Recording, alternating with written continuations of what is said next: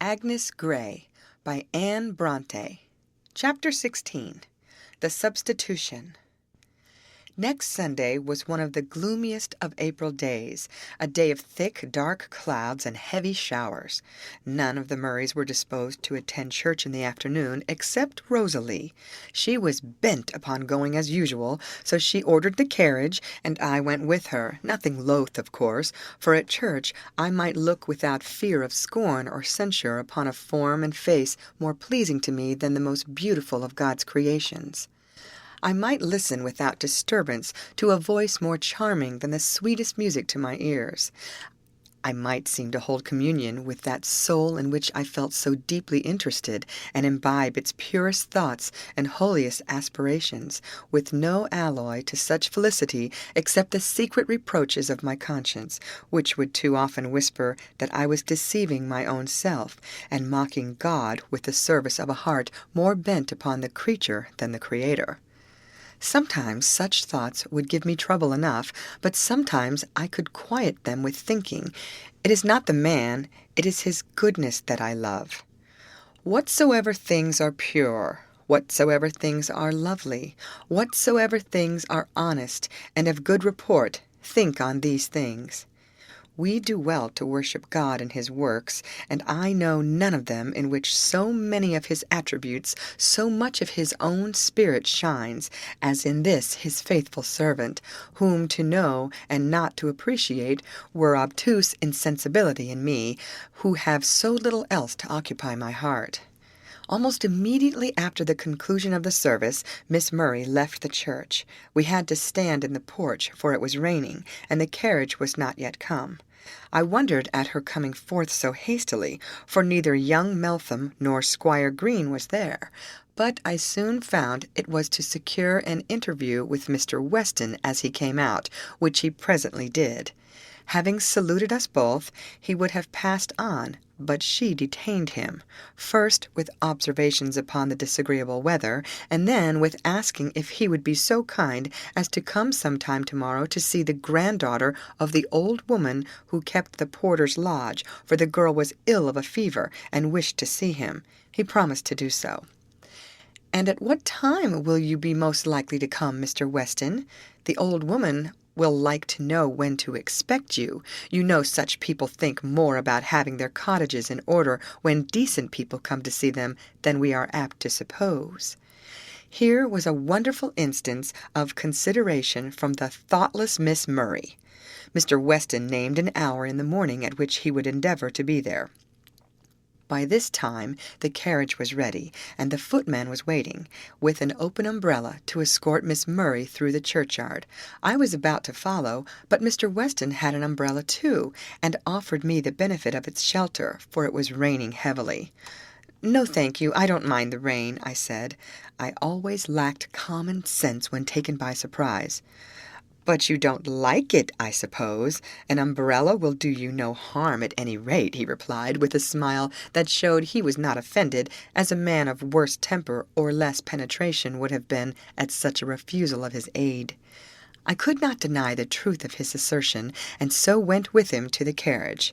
He even offered me his hand on getting in, an unnecessary piece of civility, but I accepted that too, for fear of giving offence.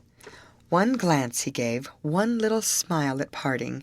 It was but for a moment, but therein I read, or thought I read, a meaning that kindled in my heart a brighter flame of hope than had ever yet arisen.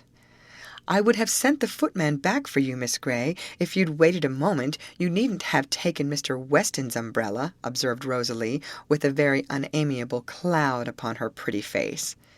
"I would have come without an umbrella, but Mr. Weston offered me the benefit of his, and I could not have refused it more than I did without offending him," replied I, smiling placidly, for my inward happiness made that amusing which would have wounded me at another time. The carriage was now in motion. Miss Murray bent forwards and looked out of the window as we were passing Mr. Weston. He was pacing homewards along the causeway, and did not turn his head. "Stupid ass!" cried she, throwing herself back again in the seat. "You don't know what you've lost by not looking this way." What has he lost? A bow from me that would have raised him to the seventh heaven. I made no answer. I saw she was out of humor, and I derived a secret gratification from the fact, not that she was vexed, but that she thought she had reason to be so. It made me think my hopes were not entirely the offspring of my wishes and imagination. "I mean to take up Mr. Weston instead of Mr. Hatfield," said my companion, after a short pause, resuming something of her usual cheerfulness. "The ball at Ashby Park takes place on Tuesday, you know, and mamma thinks it very likely that Sir Thomas will propose to me then. Such things are often done in the privacy of the ball-room, when gentlemen are most easily ensnared, and ladies most enchanting. But if I am to be married so soon, I must make the best of the present time. I am determined Hatfield shall not be the only man who shall lay his heart at my feet and implore me to accept the worthless gift in vain." "If you mean Mr. Weston to be one of your victims," said I, with affected indifference, "you will have to make such overtures yourself that you will find it difficult to draw back when he asks you to fulfill the expectations you have raised." "I don't suppose he will ask me to marry him, nor should I desire it. That would be rather too much presumption. But I intend him to feel my power. He has felt it already, indeed, but he shall acknowledge it too. And what visionary hopes he may have, he must keep to himself, and only amuse me with the result of them for a time." "Oh, that some kind spirit would whisper those words in his ear!" I inwardly exclaimed. I was far too indignant to hazard a reply to her observation aloud, and nothing more was said about Mr. Weston that day by me or in my hearing. But next morning, soon after breakfast, Miss Murray came into the schoolroom where her sister was employed at her studies, or rather her lessons, for studies they were not, and said, "Matilda, I want you to take a walk with me about 11 o'clock." "Oh, I can't, Rosalie. I have to give orders about my new bridle and saddle-cloth, and speak to the rat-catcher about his dogs. Miss Gray must go with you." "No, I want you," said Rosalie, and calling her sister to the window, she whispered an explanation in her ear, upon which the latter consented to go. I remembered that 11 was the hour at which Mr. Weston proposed to come to the porter's lodge, and remembering that, I beheld the whole contrivance. Accordingly, at dinner, I was entertained with a long account of how Mr. Weston had overtaken them as they were walking along the road, and how they had had a long walk and talk with him, and really found him quite an agreeable companion, and how he must have been, and evidently was, delighted with them and their amazing condescension, etc., etc. End of chapter. Read by Lorraine Montgomery for Lit2Go on the web at fcit.usf.edu.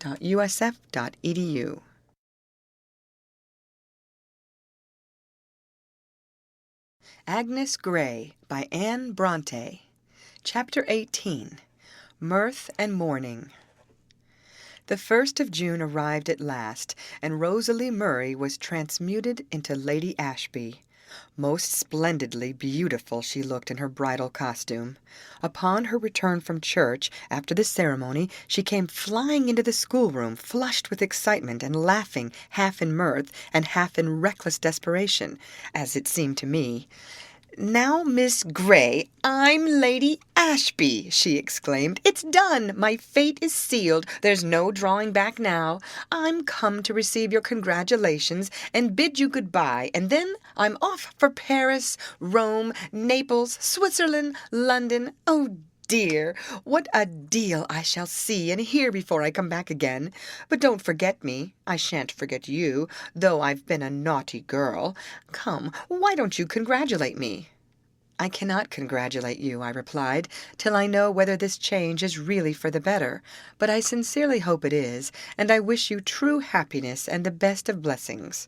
Well, good-bye. The carriage is waiting, and they're calling me."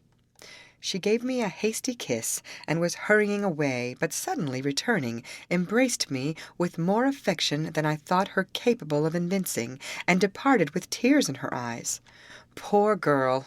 I really loved her then, and forgave her from my heart all the injury she had done me, and others also. She had not half known it, I was sure, and I prayed God to pardon her too. During the remainder of that day of festal sadness, I was left to my own devices. Being too much unhinged for any steady occupation, I wandered about with a book in my hand for several hours, more thinking than reading, for I had many things to think about.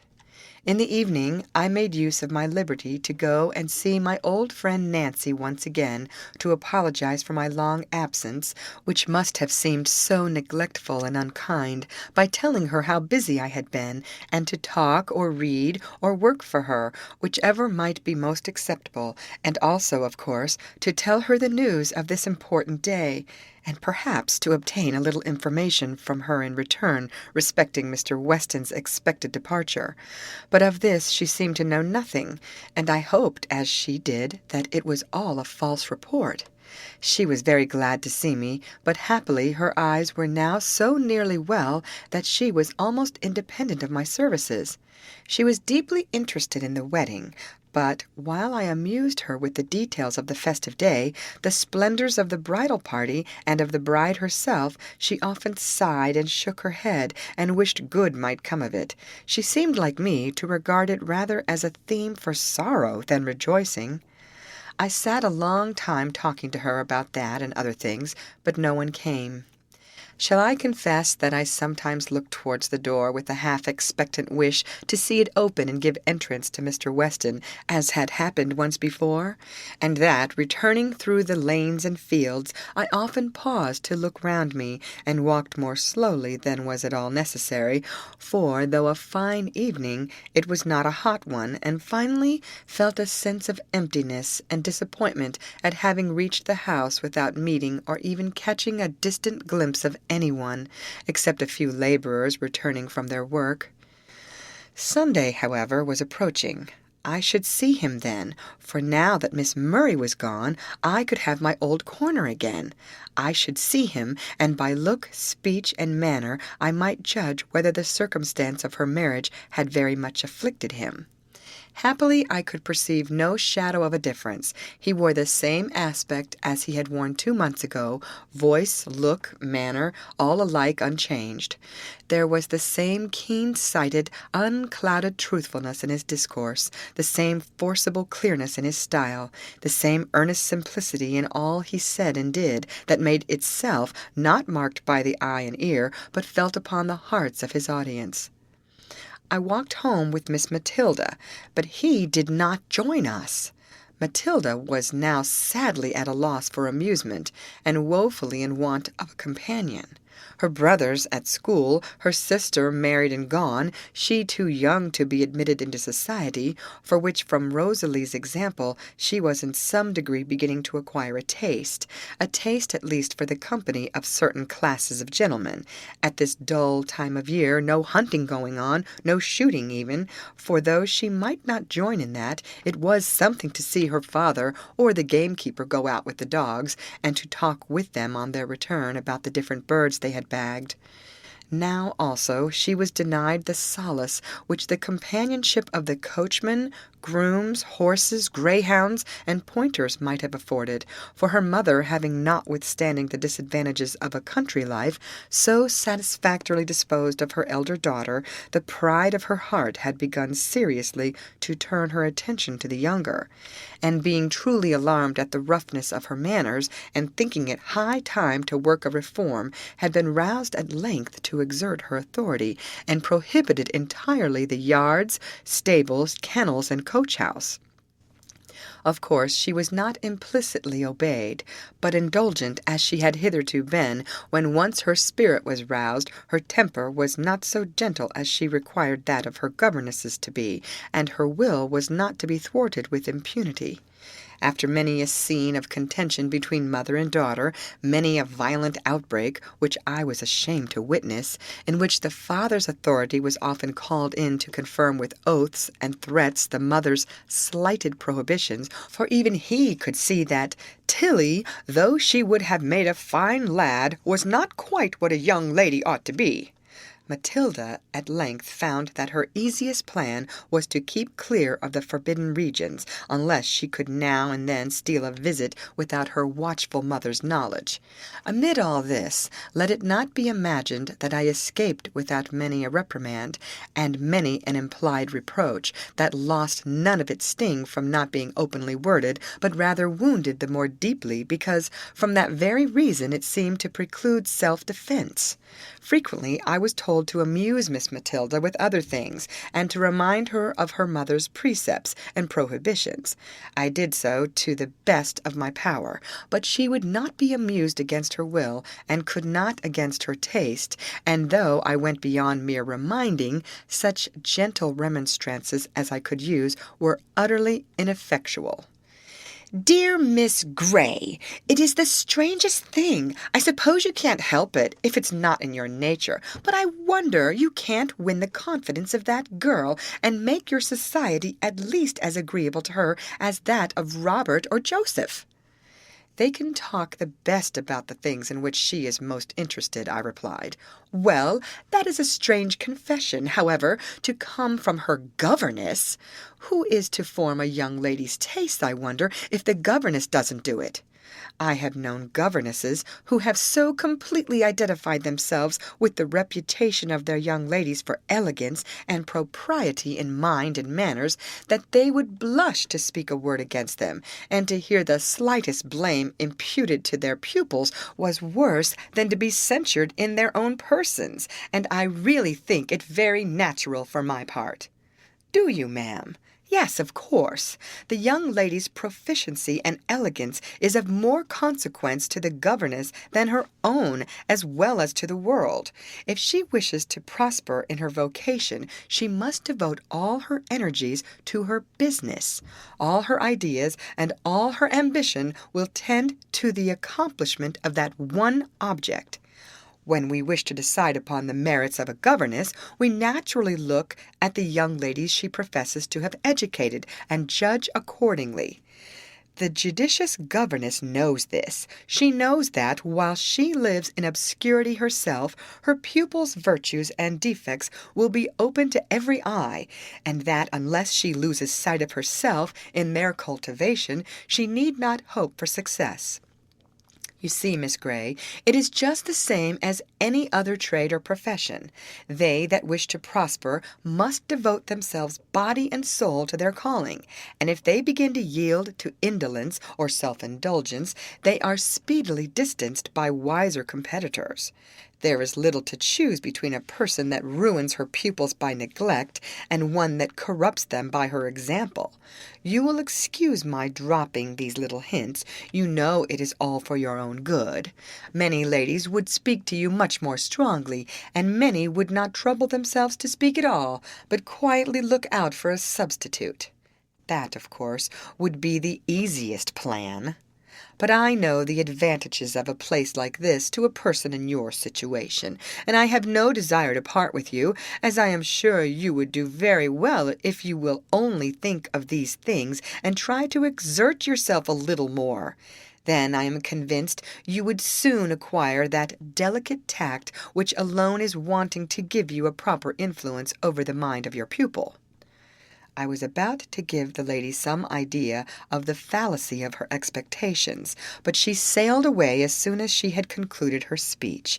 Having said what she wished, it was no part of her plan to await my answer. It was my business to hear, and not to speak. However, as I have said, Matilda at length yielded in some degree to her mother's authority. Pity it had not been exerted before, and being thus deprived of almost every source of amusement, there was nothing for it but to take long rides with the groom and long walks with the governess, and to visit the cottages and farmhouses on her father's estate, to kill time in chatting with the old men and women that inhabited them. In one of these walks it was our chance to meet Mr. Weston. This was what I had long desired, but now for a moment I wished either he or I were away. I felt my heart throb so violently that I dreaded lest some outward signs of emotion should appear, but I think he hardly glanced at me, and I was soon calm enough. After a brief salutation to both, he asked Matilda if she had lately heard from her sister. "Yes," replied she. "She was at Paris when she wrote, and very well, and very happy." She spoke the last word emphatically, and with a glance impertinently sly. He did not seem to notice it, but replied with equal emphasis and very seriously, "I hope she will continue to be so." "Do you think it likely," I ventured to inquire, for Matilda had started off in pursuit of her dog, that was chasing a leveret.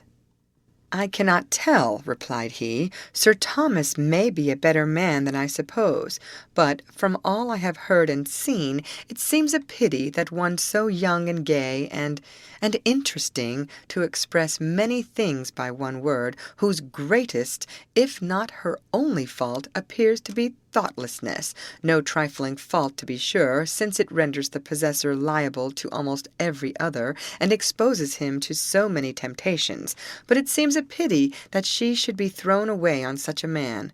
It was her mother's wish, I suppose." "Yes, and her own, too, I think, for she always laughed at my attempts to dissuade her from the step." "You did attempt it?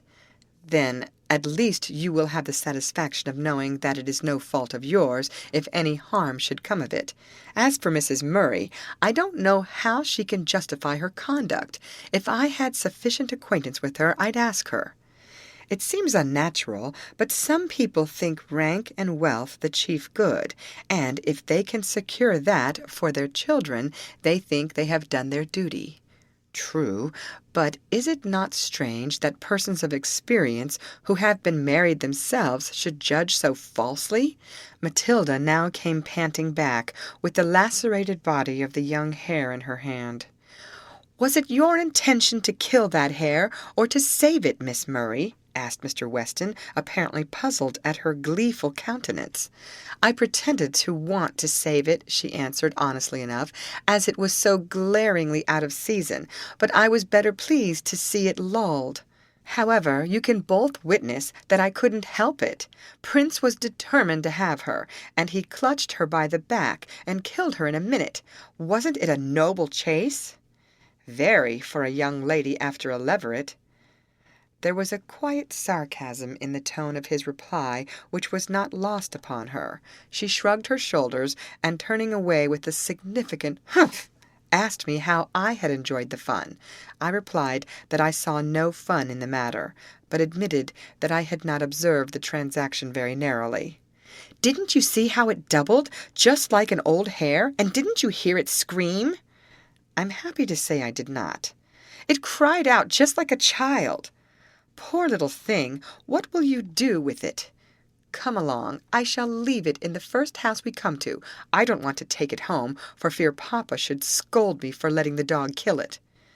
Mr. Weston was now gone, and we too went on our way, but as we returned, after having deposited the hare in a farmhouse, and demolished some spice cake and currant wine in exchange, we met him returning also from the execution of his mission, whatever it might be.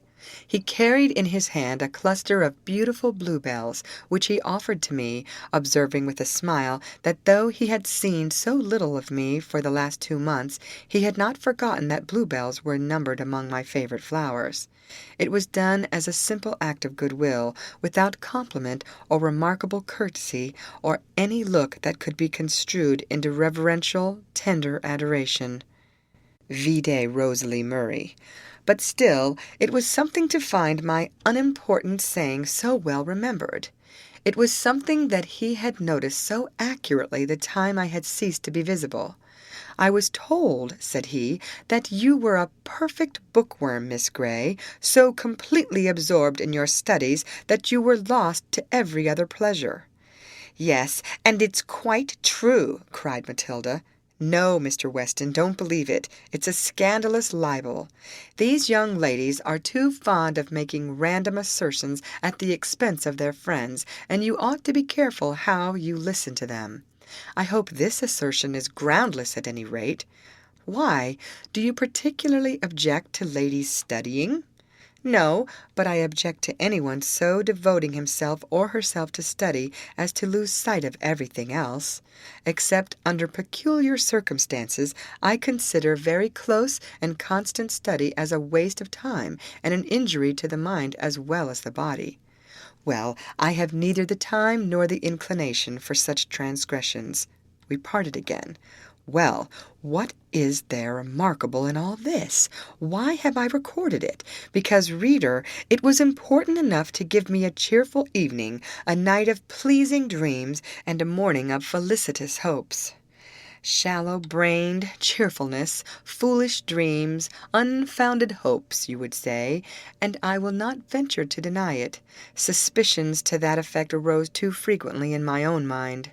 But our wishes are like tinder. The flint and steel of circumstances are continually striking out sparks, which vanish immediately unless they chance to fall upon the tinder of our wishes. Then they are instantly ignite, and the flame of hope is kindled in a moment.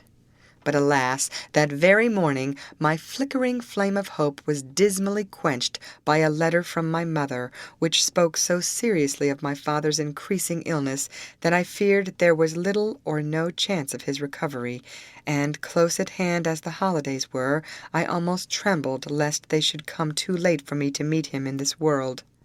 2 days after, a letter from Mary told me his life was despaired of, and his end seemed fast approaching. Then immediately I sought permission to anticipate the vacation and go without delay.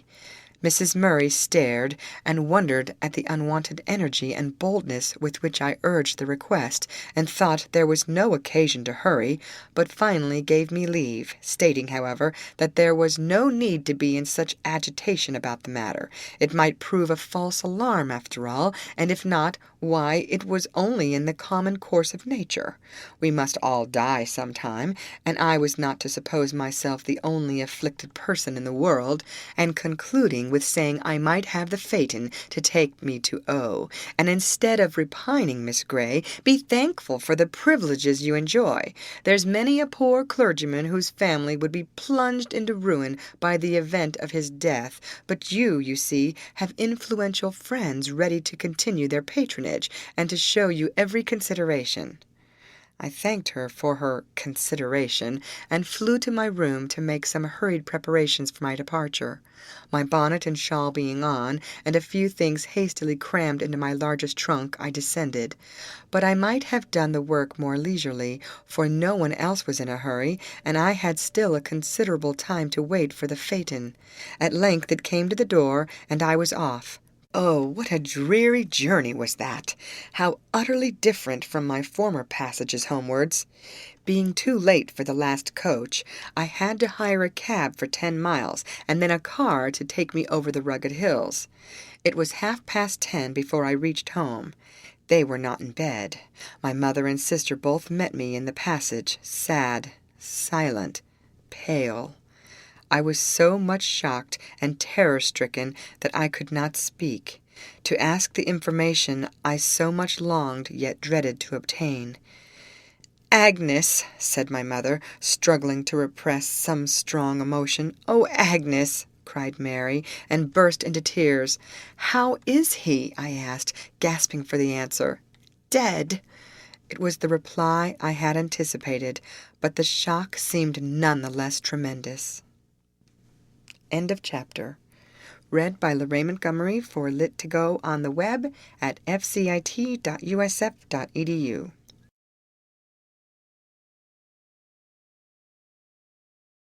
Agnes Gray by Anne Bronte. Chapter 19. The Letter. My father's mortal remains had been consigned to the tomb, and we, with sad faces and sombre garments, sat lingering over the frugal breakfast table, revolving plans for our future life. My mother's strong mind had not given way beneath even this affliction. Her spirit, though crushed, was not broken. Mary's wish was that I should go back to Horton Lodge, and that our mother should come and live with her and Mr. Richardson at the vicarage. She affirmed that he wished it no less than herself, and that such an arrangement could not fail to benefit all parties, for my mother's society and experience would be of inestimable value to them, and they would do all they could to make her happy. But no arguments or entreaties could prevail. My mother was determined not to go. Not that she questioned for a moment the kind of wishes and intentions of her daughter, but she affirmed that so long as God spared her health and strength, she would make use of them to earn her own livelihood, and be chargeable to no one, whether her dependence would be felt as a burden or not. If she could afford to reside as a lodger in vicarage, she would choose that house before all others as the place of her abode, but not being so circumstanced, she would never come under its roof, except as an occasional visitor, unless sickness or calamity should render her assistance really needful, or until age or infirmity made her incapable of maintaining herself. "No, Mary," said she, "if Richardson and you have anything to spare, you must lay it aside for your family, and Agnes and I must gather honey for ourselves. Thanks to my having had daughters to educate, I have not forgotten my accomplishments. God willing, I will check this vain repining," she said, while the tears coursed one another down her cheeks in spite of her efforts. But she wiped them away, and resolutely shaking back her head, continued, "I will exert myself, and look out for a small house, commodiously situated in some populous but healthy district, where we will take a few young ladies to board and educate, if we can get them, and as many day pupils as will come, or as we can manage to instruct. Your father's relations and old friends will be able to send us some pupils, or to assist us with their recommendations. No doubt I shall not apply to my own. What say you to it, Agnes? Will you be willing to leave your present situation and try?" "Quite willing, mamma, and the money I have saved will do to furnish the house. It shall be taken from the bank directly. When it is wanted, we must get the house and settle on preliminaries first." Mary offered to lend the little she possessed, but Mother declined it, saying that we must begin on an economical plan, and she hoped that the whole or part of mine added to what we could get by the sale of the furniture, and what little our dear papa had contrived to lay aside for her since the debts were paid would be sufficient to last us till Christmas, when it was hoped something would accrue from our united labors. It was finally settled that this should be our plan, and that inquiries and preparations should immediately be set on foot, and while my mother busied herself with these, I should return to Horton Lodge at the close of my 4 weeks' vacation, and give notice for my final departure when things were in train for the speedy commencement of our school. We were discussing these affairs on the morning I have mentioned, about a fortnight after my father's death, when a letter was brought in from my mother, on beholding which the color mounted to her face, lately pale enough with anxious watchings and excessive sorrow. "From my father!" murmured she, as she hastily tore off the cover. It was many years since she had heard from any of her own relations before. Naturally wondering what the letter might contain, I watched her countenance while she read it, and was somewhat surprised to see her bite her lip and knit her brows as if in anger. When she had done, she somewhat irreverently cast it on the table, saying with a scornful smile, "Your grandpapa has been so kind as to write to me. He says he has no doubt I have long repented of my unfortunate marriage, and if I will only acknowledge this, and confess I was wrong in neglecting his advice, and that I have justly suffered for it, he will make a lady of me once again, if that be possible after my long degradation, and remember my girls in his will. Get my desk, Agnes, and send these things away. I will answer the letter directly. But first, as I may be depriving you both of a legacy, it is just that I should tell you what I mean to say. I shall say that he is mistaken in supposing that I can regret the birth of my daughters, who have been the pride of my life, and are likely to be the comfort of my old age, or the 30 years I have passed in the company of my best and dearest friend.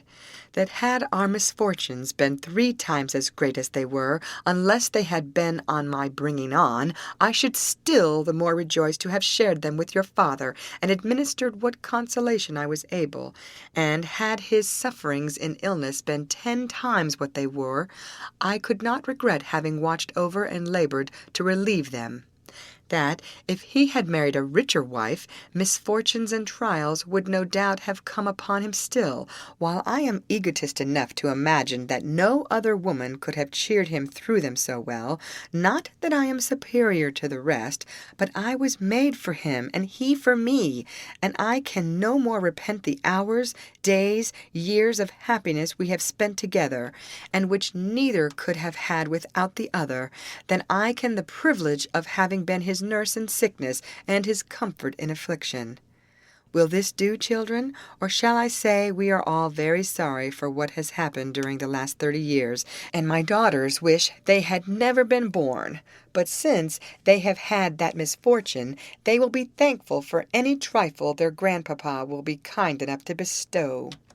Of course, we both applauded our mother's resolution. Mary cleared away the breakfast things, I brought the desk, the letter was quickly written and dispatched, and from that day we heard no more of our grandfather, till we saw his death announced in the newspaper a considerable time after, all his worldly possessions, of course, being left to our wealthy, unknown cousins. End of chapter. Read by Lorraine Montgomery for Lit to Go on the web at fcit.usf.edu.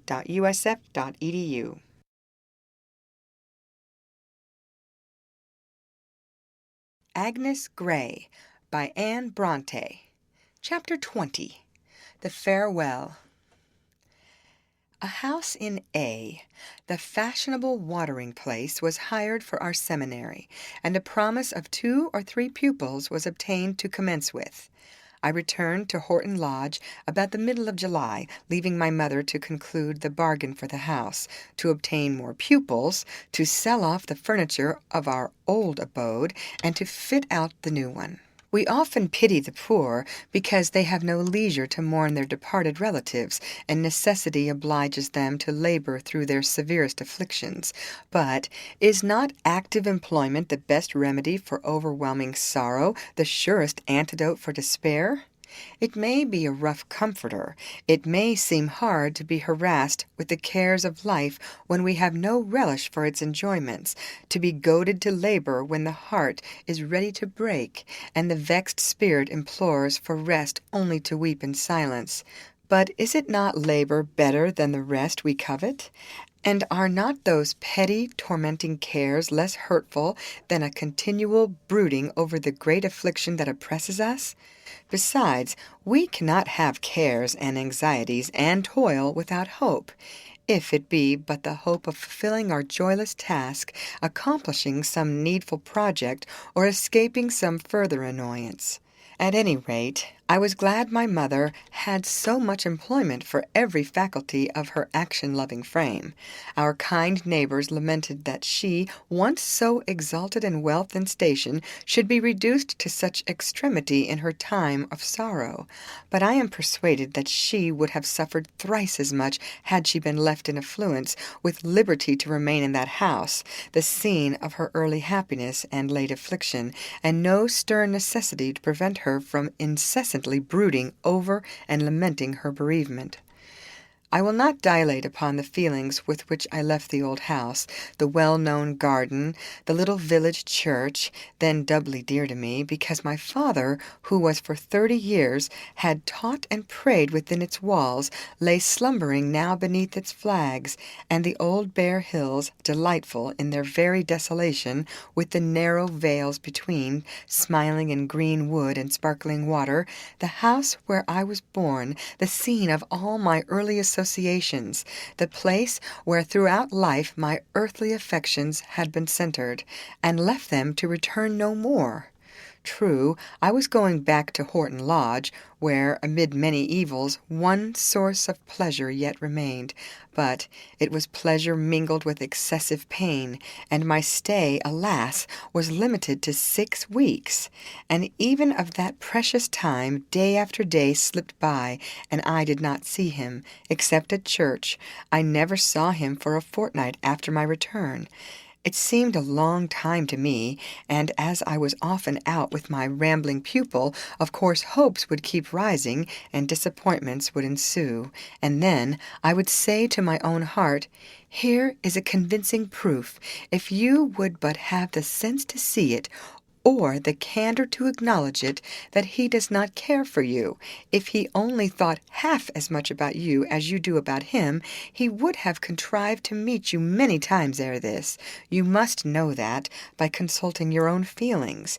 Therefore, have done with this nonsense. You have no ground for hope.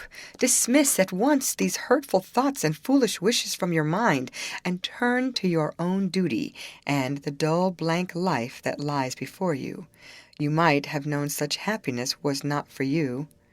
But I saw him at last. He came suddenly upon me as I was crossing a field in returning from a visit to Nancy Brown, which I had taken the opportunity of paying while Matilda Murray was riding her matchless mare. He must have heard of the heavy loss I had sustained. He expressed no sympathy, offered no condolence, but almost the first words he uttered were, "How is your mother?" And this was no matter of course question, for I never told him that I had a mother. He must have learned the fact from others, if he knew it at all, and besides, there was sincere goodwill and even deep, touching, unobtrusive sympathy in the tone and manner of the inquiry. I thanked him with due civility, and told him she was well as could be expected.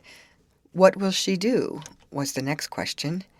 Many would have deemed it an impertinent one, and given an evasive reply, but such an idea never entered my head, and I gave a brief but plain statement of my mother's plans and prospects. "Then you will leave this place shortly," said he. "Yes, in a month." He paused a minute, as if in thought.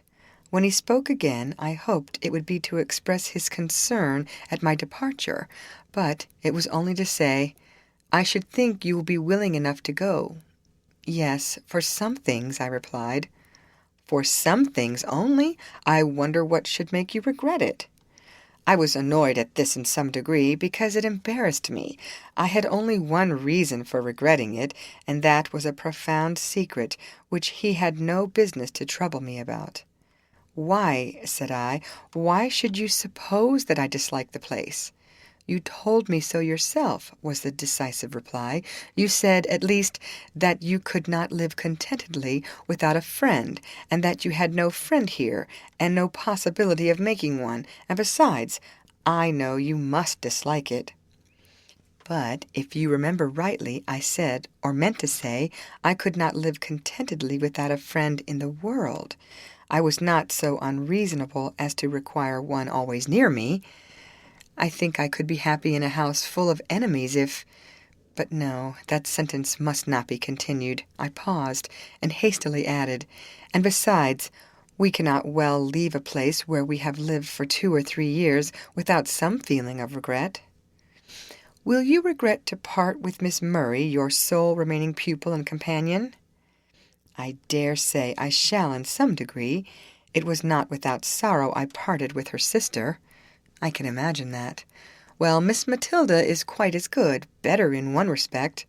"What is that?" "She's honest." "And the other is not?" "I should not call her dishonest, but it must be confessed she's a little artful." "Artful, is she? I saw she was giddy and vain, and now," he added, after a pause, "I can well believe she was artful too, but so excessively so as to assume an aspect of extreme simplicity and unguarded openness. Yes," continued he musingly, "that accounts for some little things that puzzled me a trifle before." After that, he turned the conversation to more general subjects. He did not leave me till we had nearly reached the park gates. He had certainly stepped a little out of his way to accompany me so far, for he now went back and disappeared down Moss Lane, the entrance of which we had passed some time before. Assuredly, I did not regret this circumstance. If sorrow had any place in my heart, it was that he was gone at last, that he was no longer walking by my side, and that short interval of delightful intercourse was at an end. He had not breathed a word of love, or dropped one hint of tenderness or affection, and yet I had been supremely happy. To be near him, to hear him talk as he did talk, and to feel that he thought me worthy to be so spoken to, capable of understanding and duly appreciating such discourse, was enough. Yes, Edward Weston, I could indeed be happy in a house full of enemies, if I had but one friend who truly, deeply, and faithfully loved me, and if that friend were you, though we might be far apart, seldom to hear from each other, still more seldom to meet, though toil and trouble and vexation might surround me, still it would be too much happiness for me to dream of.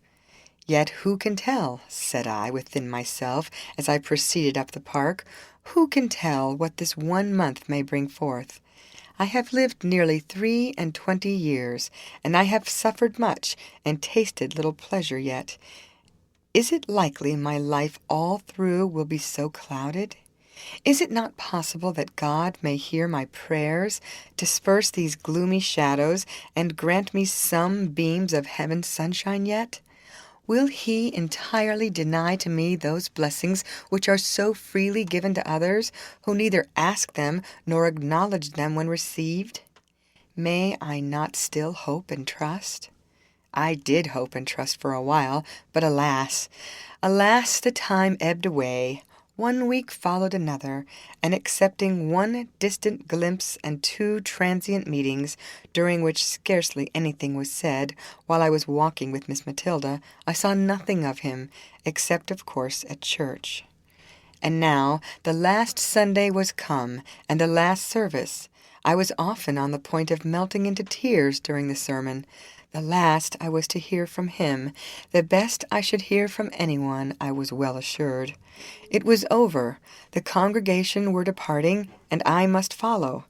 I had then seen him and heard his voice too, probably for the last time.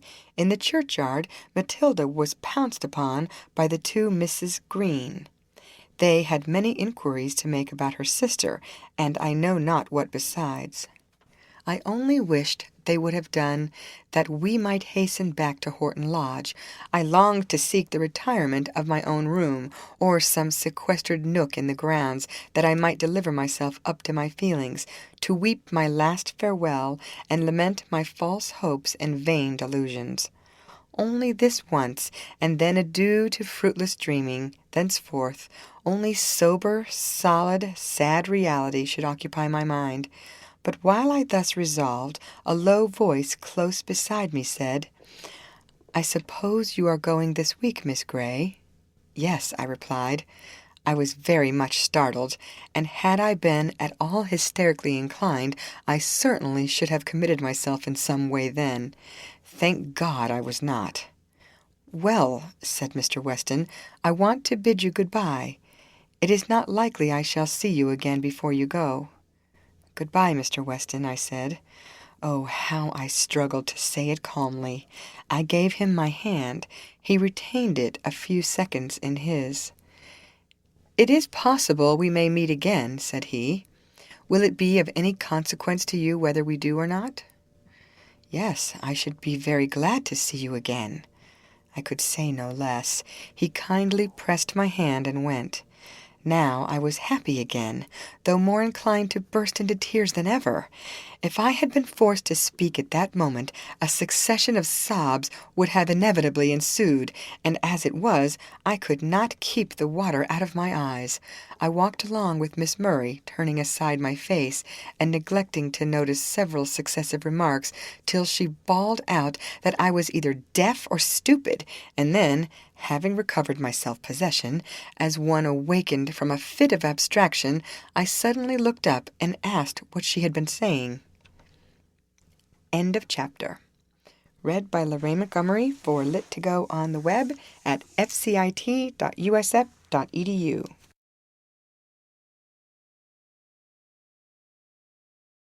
Agnes Gray by Anne Bronte.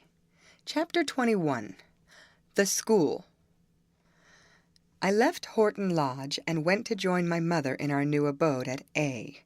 I found her well in health, resigned in spirit, and even cheerful, though subdued and sober in her general demeanor. We had only 3 boarders and half a dozen day pupils to commence with, but by due care and diligence we hoped ere long to increase the number of both. I set myself with befitting energy to discharge the duties of this new mode of life.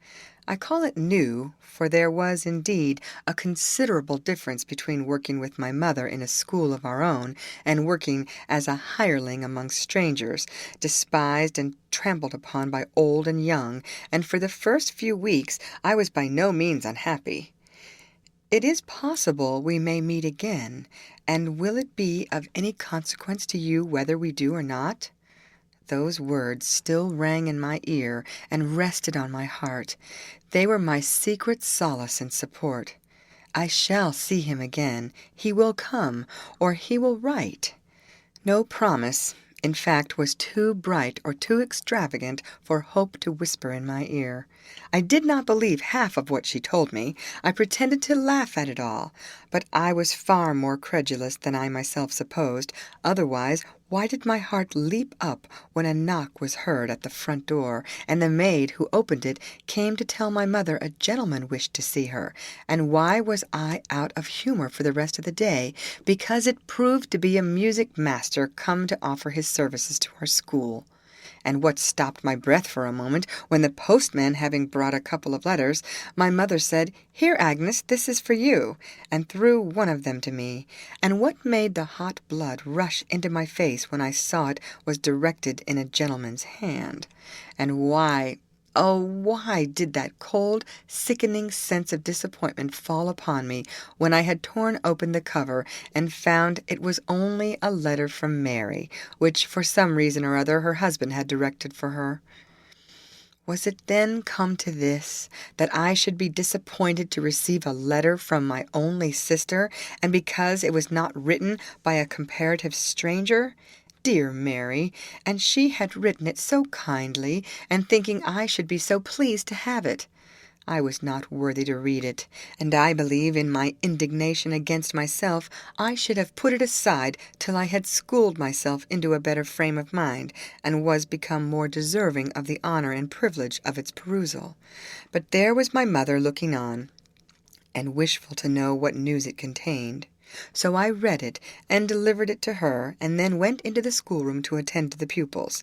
But amidst the cares of copies and sums, in the intervals of correcting errors here, and reproving derelictions of duty there, I was inwardly taking myself to task with far sterner severity. "What a fool you must be," said my head to my heart, or my sterner to my softer self. "How could you ever dream that he would write to you? What grounds have you for such a hope, or that he will see you, or give himself any trouble about you, or even think of you again? What grounds?" And then hope set before me that last short interview, and repeated the words I had so faithfully treasured in my memory. Well, and what was there in that? Who ever hung his hopes upon so frail a twig? What was there in those words that any common acquaintance might not say to another? Of course, it was possible you might meet again. He might have said so if you had been going to New Zealand, but that did not imply any intention of seeing you. And then, as to the question that followed, anyone might ask that. And how did you answer? Merely with a stupid, commonplace reply, such as you would have given to Master Murray or anyone else you had been on tolerably civil terms with. But then, persisted hope, the tone and manner in which he spoke. "Oh, that is nonsense. He always speaks impressively." And at that moment there were the Greens and Miss Matilda Murray just before, and other people passing by, and he was obliged to stand close beside you, and to speak very low, unless he wished everybody to hear what he said, which, though it was nothing at all particular, of course, he would rather not. But then, above all, that emphatic yet gentle pressure of the hand, which seemed to say, "Trust me," and many other things besides, too delightful, almost too flattering to be repeated even to oneself. Egregious folly, too absurd to require contradiction, mere inventions of the imagination which you ought to be ashamed of. If you would but consider your own unattractive exterior, your unamiable reserve, your foolish diffidence, which must make you appear cold, dull, awkward, and perhaps ill-tempered too. If you had but rightly considered these from the beginning, you would never have harbored such presumptuous thoughts. And now that you have been so foolish, pray repent and amend, and let us have no more of it. I cannot say that I implicitly obeyed my own injunctions, but such reasoning as this became more and more effective as time wore on, and nothing was seen or heard of Mr. Weston until at last I gave up hoping, for even my heart acknowledged it was all in vain. But still I would think of him. I would cherish his image in my mind, and treasure every word, look, and gesture that my memory could retain, and brood over his excellences and his peculiarities, and, in fact, all I had seen, heard, or imagined respecting him. Agnes, this sea air and change of scene do you no good, I think. I never saw you look so wretched. It must be that you sit too much, and allow the cares of the schoolroom to worry you. You must learn to take things easy, and to be more active and cheerful. You must take exercise whenever you can get it, and leave the most tiresome duties to me.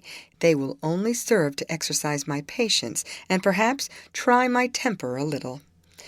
So said my mother, as we sat at work one morning during the Easter holidays. I assured her that my employments were not at all oppressive, that I was well, or, if there was anything amiss, it would be gone as soon as the trying months of spring were over. When summer came, I should be as strong and hearty as she could wish to see me, but inwardly her observation startled me. I knew my strength was declining, my appetite had failed, and I was grown listless and desponding, and if, indeed, he could never care for me, and I could never see him more, if I was forbidden to minister to his happiness, forbidden forever to taste the joys of love, to bless and to be blessed, then life must be a burden, and if my heavenly Father would call me away, I should be glad to rest. But it would not do to die and leave my mother. Selfish, unworthy daughter, to forget her for a moment! Was not her happiness committed in a great measure to my charge? And the welfare of our young pupils, too? Should I shrink from the work that God had set before me because it was not fitted to my taste? Did not he know best what I should do, and where I ought to labor? And should I long to quit his service before I had finished my task, and expect to enter into his rest without having labored to earn it? No, by his help I will arise and address myself diligently to my appointed duty. If happiness in this world is not for me, I will endeavor to promote the welfare of those around me, and my reward shall be hereafter. So said I in my heart, and from that hour I only permitted my thoughts to wander to Edward Weston, or at least to dwell upon him now and then, as a treat for rare occasions, and whether it was really the approach of summer, or the effect of these good resolutions, or the lapse of time, or altogether tranquillity of mind was soon restored, and bodily health and vigor began likewise, slowly but surely, to return. Early in June I received a letter from Lady Ashby, late Miss Murray. She had written to me twice or thrice before from the different stages of her bridal tour, always in good spirits, and professing to be very happy. I wondered every time that she had not forgotten me in the midst of so much gaiety and variety of scene. At length, however, there was a pause, and it seemed she had forgotten me, for upwards of 7 months passed away and no letter. Of course, I did not break my heart about that, though I often wondered how she was getting on, and when this last epistle so unexpectedly arrived, I was glad enough to receive it. It was dated from Ashby Park, where she was come to settle down at last, having previously divided her time between the Continent and the metropolis. She made many apologies for having neglected me so long, assured me she had not forgotten me, and had often intended to write, etc., etc., but had always been prevented by something. She acknowledged that she had been leading a very dissipated life, and I should think her very wicked and very thoughtless. But, notwithstanding that she thought a great deal, and among other things, that she should vastly like to see me. "We have been several days here already," wrote she. "We have not a single friend with us, and are likely to be very dull. You know I never had a fancy for living with my husband like 2 turtles in a nest, were he the most delightful creature that ever wore a coat. So do take pity upon me and come. I suppose your midsummer holidays commence in June, the same as other people's. Therefore you cannot plead want of time, and you must and shall come. In fact, I shall die if you don't. I want you to visit me as a friend and stay a long time. There is nobody with me, as I told you before, but Sir Thomas and old Lady Ashby. But you needn't mind them. They'll trouble us but little with their company. And you shall have a room to yourself whenever you like to retire to it, and plenty of books to read when my company is not sufficiently amusing. I forget whether you like babies. If you do, you may have the pleasure of seeing mine, the most charming child in the world, no doubt, and all the more so that I am not troubled with nursing it. I was determined I wouldn't be bothered with that. Unfortunately, it is a girl, and Sir Thomas has never forgiven me. But, however, if you will only come, I promise you shall be its governess as soon as it can speak, and you shall bring it up in the way it should go, and make a better woman of it than its mamma. And you shall see my poodle, too, a splendid little charmer imported from Paris, and 2 fine Italian paintings of great value. I forget the artist. Doubtless you will be able to discover prodigious beauties in them, which you must point out to me, as I only admire by hearsay, and many elegant curiosities besides, which I purchased at Rome and elsewhere. And finally you shall see my new home, the splendid house and grounds I used to covet so greatly. Alas, how far the promise of anticipation exceeds the pleasure of possession! There's a fine sentiment. I assure you I am become quite a grave old matron. Pray come, if it be only to witness the wonderful change. Write by return of post, and tell me when your vacation commences, and say that you will come the day after, and stay till the day before it closes. In mercy to, yours affectionately, Rosalie Ashby. I showed this strange epistle to my mother, and consulted her on what I ought to do. She advised me to go, and I went willing enough to see Lady Ashby and her baby too, and to do anything I could to benefit her by consolation or advice, for I imagined she must be unhappy, or she would not have applied to me thus. But feeling, as may readily be conceived, that in accepting the invitation I made a great sacrifice for her, and did violence to my feelings in many ways, instead of being delighted with the honourable distinction of being entreated by the baronet's lady to visit her as a friend. However, I determined my visit should be only for a few days at most, and I will not deny that I derived some consolation from the idea that, as Ashby Park was not very far from Horton, I might possibly see Mr. Weston, or at least hear something about him. End of chapter. Read by Lorraine Montgomery for Lit2Go on the web at fcit.usf.edu.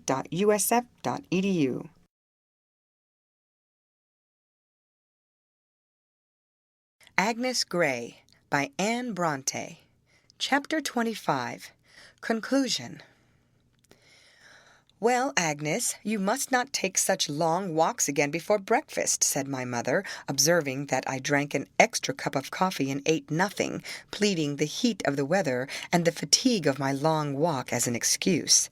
I certainly did feel feverish and tired, too.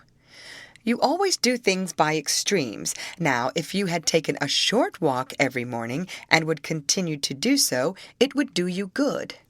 "Well, Mamma, I will." "But this is worse than lying in bed or bending over your books. You have quite put yourself into a fever." "I won't do it again," said I. I was racking my brains with thinking how to tell her about Mr. Weston, for she must know he was coming tomorrow. However, I waited till the breakfast things were removed, and I was more calm and cool, and then, having sat down to my drawing, I began. "I met an old friend on the sands today, Mamma."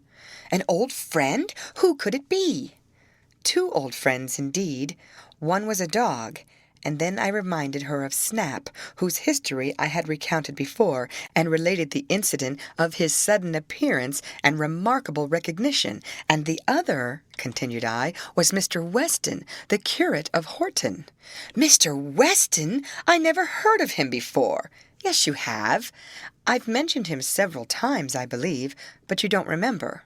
"I've heard you speak of Mr. Hatfield." "Mr. Hatfield was the rector, and Mr. Weston the curate. I used to mention him sometimes in contradistinction to Mr. Hatfield, as being a more efficient clergyman. However, he was on the sands this morning with the dog. He had bought it, I suppose, from the rat-catcher, and he knew me as well as it did, probably through its means, and I had a little conversation with him, in the course of which, as he asked about our school, I was led to say something about you and your good management, and he said he should like to know you, and asked if I would introduce him to you, if he should take the liberty of calling tomorrow, so I said I would. Was I right?" "Of course. What kind of a man is he?" "A very respectable man, I think, but you will see him tomorrow. He is the new vicar of F, and as he has only been there a few weeks, I suppose he has made no friends yet, and wants a little society." The morrow came. What a fever of anxiety and expectation I was in from breakfast till noon, at which time he made his appearance. Having introduced him to my mother, I took my work to the window, and sat down to await the result of the interview. They got on extremely well together, greatly to my satisfaction, for I had felt very anxious about what my mother would think of him. He did not stay long that time, but when he rose to take leave, she said she should be happy to see him whenever he might find it convenient to call again, and when he was gone, I was gratified by hearing her say, "Well, I think he's a very sensible man. But why did you sit back there, Agnes," she added, "and talk so little?" "Because you talked so well, Mamma, I thought you required no assistance from me, and besides, he was your visitor, not mine." After that, he often called upon us, several times in the course of a week. He generally addressed most of his conversation to my mother, and no wonder, for she could converse. I almost envied the unfettered, vigorous fluency of her discourse, and the strong sense evinced by everything she said, and yet I did not, for though I occasionally regretted my own deficiencies for his sake, it gave me very great pleasure to sit and hear the two beings I loved and honored above everyone else in the world discoursing together so amicably, so wisely, and so well. I was not always silent, however, nor was I at all neglected. I was quite as much noticed as I would wish to be. There was no lack of kind words and kinder looks, no end of delicate attentions, too fine and subtle to be grasped by words, and therefore indescribable, but deeply felt at heart. Ceremony was quickly dropped between us. Mr. Weston came as an expected guest, welcome at all times, and never deranging the economy of our household affairs. He even called me Agnes. The name had been timidly spoken at first, but finding it gave no offence in any quarter, he seemed greatly to prefer that appellation to Miss Gray, and so did I. How tedious and gloomy were those days in which he did not come, and yet not miserable, for I had still the remembrance of the last visit and the hope of the next to cheer me. But when 2 or 3 days passed without my seeing him, I certainly felt very anxious. Absurdly, unreasonably so, for of course he had his own business and the affairs of his parish to attend to, and I dreaded the close of the holidays, when my business also would begin, and I should be sometimes unable to see him, and sometimes, when my mother was in the schoolroom, obliged to be with him alone, a position I did not at all desire in the house, though to meet him out of doors and walk beside him had proved by no means disagreeable. One evening, however, in the last week of the vacation, he arrived unexpectedly, for a heavy and protracted thunder-shower during the afternoon had almost destroyed my hopes of seeing him that day. But now the storm was over, and the sun was shining brightly. "A beautiful evening, Mrs. Gray," said he, as he entered. "Agnes, I want you to take a walk with me to—" He named a certain part of the coast, a bold hill on the land side, and towards the sea a steep precipice, from the summit of which a glorious view is to be had. "The rain has laid the dust, and cooled and cleared the air, and the prospect will be magnificent. Will you come?" "Can I go, mamma?" "Yes, to be sure." I went to get ready, and was down again in a few minutes, though of course I took a little more pains with my attire than if I had merely been going out on some shopping expedition alone. The thunder-shower had certainly had a most beneficial effect upon the weather, and the evening was most delightful. Mr. Weston would have me to take his arm. He said little during our passage through the crowded streets, but walked very fast, and appeared grave and abstracted. I wondered what was the matter, and felt an indefinite dread that something unpleasant was on his mind, and vague surmises concerning what it might be troubled me not a little, and made me grave and silent enough. But these fantasies vanished upon reaching the quiet outskirts of the town, for as soon as we came within sight of the venerable old church and the hill with the deep blue beyond it, I found my companion was cheerful enough. "I'm afraid I've been walking too fast for you, Agnes," said he. "In my impatience to be rid of the town, I forgot to consult your convenience. But now we'll walk as slowly as you please. I see by those light clouds in the west there will be a brilliant sunset, and we shall be in time to witness its effect upon the sea at the most moderate rate of progression." When we had got about half-way up the hill, we fell into silence again, which, as usual, he was the first to break. "My house is desolate yet, Miss Gray," he smilingly observed, "and I am acquainted now with all the ladies in my parish, and several in this town, too, and many others I know by sight and by report. But not one of them will suit me for a companion. In fact, there is only one person in the world that will, and that is yourself, and I want to know your decision." "Are you in earnest, Mr. Weston?" "In earnest? How could you think I should jest on such a subject?" He laid his hand on mine, that rested on his arm. He must have felt it tremble, but it was no great matter now. "I hope I have not been too precipitate," he said, in a serious tone. "You must have known that it was not my way to flatter and talk soft nonsense, or even to speak the admiration that I felt, and that a single word or glance of mine meant more than the honeyed phrases and fervent protestations of most other men. I said something about not liking to leave my mother, and doing nothing without her consent." "I settled everything with Mrs. Gray while you were putting on your bonnet," replied he.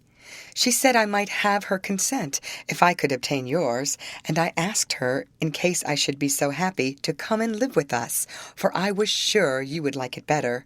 But she refused, saying she could now afford to employ an assistant, and would continue the school till she could purchase an annuity sufficient to maintain her in comfortable lodgings, and meantime she would spend her vacations alternately with us and your sister, and should be quite contented if you were happy. And so now I have overruled your objections on her account. Have you any other?" "No, none." "You love me, then?" said he, fervently pressing my hand. "Yes." Here I pause. My diary, from which I have compiled these pages, goes but little further. I could go on for years, but I will content myself with adding that I shall never forget that glorious summer evening, and always remember with delight that steep hill and the edge of the precipice where we stood together, watching the splendid sunset mirrored in the restless world of waters at our feet, with hearts filled with gratitude to heaven and happiness and love, almost too full for speech. A few weeks after that, when my mother had supplied herself with an assistant, I became the wife of Edward Weston, and never have found cause to repent it, and am certain that I never shall. We have had trials, and we know that we must have them again, but we bear them well together, and endeavor to fortify ourselves and each other against the final separation, that greatest of all afflictions to the survivor. But if we keep in mind the glorious heaven beyond, where both may meet again, and sin and sorrow are unknown, surely that too may be borne, and meantime we endeavor to live to the glory of Him who has scattered so many blessings in our path. Edward, by his strenuous exertions, has worked surprising reforms in his parish, and is esteemed and loved by its inhabitants, as he deserves. For whatever his faults may be as a man, and no one is entirely without, I defy anybody to blame him as a pastor, a husband, or a father. Our children, Edward, Agnes, and little Mary, promise well. Their education, for the time being, is chiefly committed to me, and they shall want no good thing that a mother's care can give. Our modest income is amply sufficient for our requirements, and by practicing the economy we learnt in harder times, and never attempting to imitate our richer neighbors, we manage not only to enjoy comfort and contentment ourselves, but to have every year something to lay by for our children, and something to give to those who need it. And now I think I have said sufficient. The End. Read by Lorraine Montgomery for Lit2Go on the web at fcit.usf.edu.